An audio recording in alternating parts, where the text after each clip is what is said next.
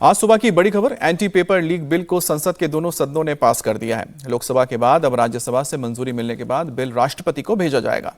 राष्ट्रपति की मंजूरी के बाद ये कानून बन जाएगा। राज्यसभा से बिल पास होने के बाद प्रधानमंत्री नरेंद्र मोदी राष्ट्रपति भवन जाकर राष्ट्रपति द्रौपदी मुर्मू से मुलाकात की है। इसके साथ ही पीएम मोदी ने इंस्टाग्राम पर नया वीडियो जारी करके कहा है कि पेपर लीक गैंग को बख्शा नहीं जाएगा। पेपर लीक की बिल को लेकर अपने चौथे वीडियो में पीएम ने कहा कि सरकार भरोसेमंद और पारदर्शी परीक्षा प्रणाली लाने के लिए लगातार कोशिश कर रही है। प्रधानमंत्री ने कहा है कि इस दिशा में एक के बाद एक कई कदम भी उठाए गए हैं। पीएम ने जोर देते हुए कहा कि इस बिल के आने से पेपर लीक करने वाले माफिया बच नहीं सकेंगे। साथ ही पीएम ने एक बार फिर से हाई पावर टास्क फोर्स का जिक्र करते हुए कहा कि एग्जाम को हर तरीके से लीक प्रूफ बनाने की तैयारी चल रही है।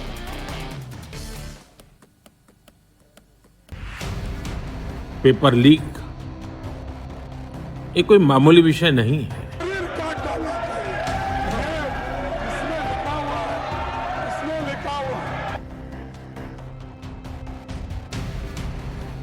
Thanks to everybody.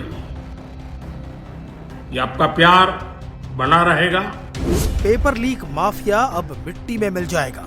आम वालों के प्रश्न प्रस्ताव स्वीकृत हुआ और विधेयक पारित हुआ। पीएम मोदी ने जो वादा किया पूरा किया। आम वालों के प्रश्न प्रस्ताव स्वीकृत हुआ और विधेयक पारित हुआ। जंतर मंतर पर प्रोटेस्ट के बीच देश के करोड़ों नौजवानों से उन्हीं के स्टाइल में संवाद करते हुए पीएम मोदी ने बताया था कि एंटी पेपर लीक बिल का मसौदा उन्हें मिल गया है। उसके बाद अगले ही दिन इसे कैबिनेट में मंजूरी मिली। सोमवार को इसे लोकसभा में पेश किया गया। मंगलवार से चर्चा शुरू हुई। बुधवार को लोकसभा से पास हुआ और एक दिन भी गंवाए बिना ये बिल राज्यसभा से भी पास हो गया। इसके बाद पीएम मोदी ने राष्ट्रपति से मुलाकात की। राष्ट्रपति को संसद से पास बिल को मंजूरी देनी होती है, जिसके बाद ये कानून की शक्ल अख्तियार करता है। इस मुलाकात के बाद पीएम मोदी ने एक बार फिर इंस्टाग्राम के जरिए छात्रों से संवाद किया। पिछले कई दशकों से हर राज्य और केंद्र सरकार इस प्रकार की पेपर लीक की परेशानी झेल रहा है। बच्चों के भविष्य को भी इसके कारण संकट पैदा हो रहा है। इन सब को ध्यान में रखते हुए देशव्यापी सभी राज्यों में भी और केंद्र में भी शिक्षा पद्धति में सुधार अनिवार्य हो गया है। टेक्नोलॉजी के भरपूर उपयोग की आवश्यकता हो गई। फिर से कोई पेपर माफिया, पेपर लीक करने वाली गैंग, देश के बच्चों के भविष्य के साथ खिलवाड़ करने वाली गैंग, उनको बख्शा नहीं जाएगा। इसलिए कठोर कानूनों की भी जरूरत है।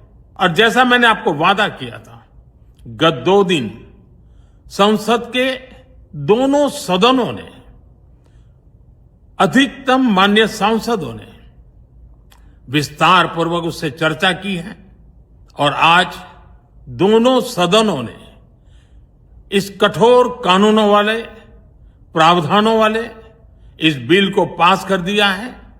अब विश्वस्त परीक्षा पद्धति की दिशा में जाने में एक महत्वपूर्ण काम पूर्ण हुआ है।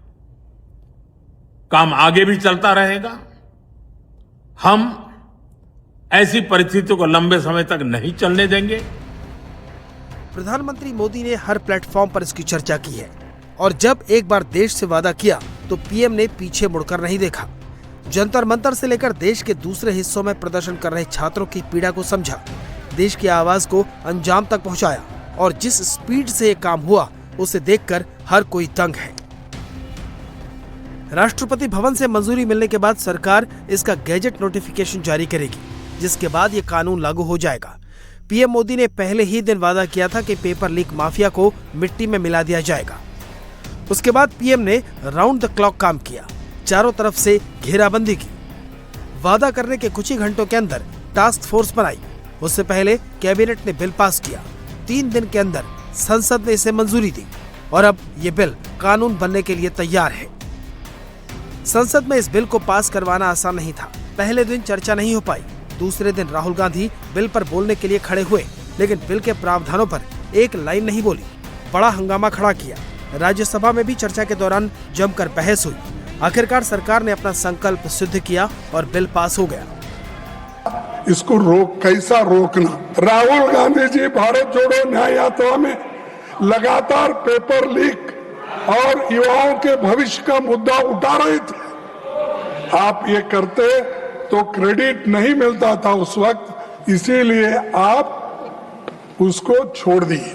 वो समझाने की भी कोशिश करे, आए सब बोले, लेकिन डर इसका था उनको, वो जो सत्याग्रह या वो जो एजिटेशन था राहुल जी ने उस दिन किया, वो एकदम डर गए और डर के बोले कि ये ठीक, इसको आगे बढ़ाना ठीक नहीं है।